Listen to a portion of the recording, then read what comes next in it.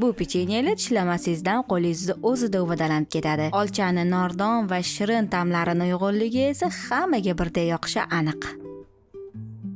Demak, birinchi bo'lib ishni olchali konfet tayyorlashdan boshlaymiz. Idishga 350 g danagidan tozalangan olcha, 6-7 tosh qoshiq shakar hamda 1 osh qoshiq jo'xori kraxmalini solib, hammasini aralashtiramiz. Olchani gazni past olovda quyi massa bo'lguncha aralashtirib turgan holda pishirib olishimiz kerak bo'ladi. Nachinkamiz tayyor, u sovigunga qadar xamir tayyorlab turamiz. Buning uchun oliy navli, sifatli turon unidan 450 g, 1 choy qoshiqdan vanilin shakari va razrixli eldan o'tkazib olamiz.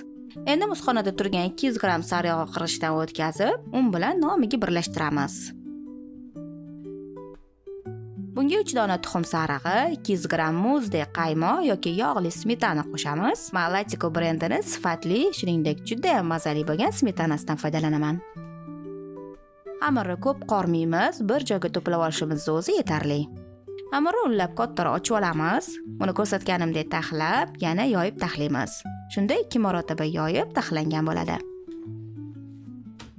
Buni selofan paketga o'rab, muzxonaga 20-30 daqiqaga jo'natamiz. Xamir muzdekkina bo'lsa, u bilan ishlash oson, pishirig'imiz esa kutganimizdek o'xshab chiqadi. Sovib, ozgina qotib xamirni o'rtadan bo'lib, bittadan katta dumaloq ko'rinishda ochamiz. Yoyilgan dumaloq xamirni 8 ta teng uchburchakka kesib, har bir bo'lagiga mana shunaqa kesmachalar tushirishimiz kerak.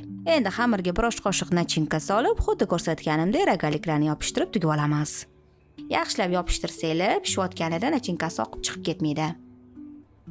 Rogaliklarimizni pishiriq qog'ozga terib, oldindan 180 darajada qizib turgan duxovkaga yaxshilab qizarib pishib taxminan 30 daqiqaga jo'natamiz. Pishib chiqqan pechenyelar ustiga shakar upasidan sepib, issiqqina choy yoki kofe bilan dasturxonga tortishimiz mumkin.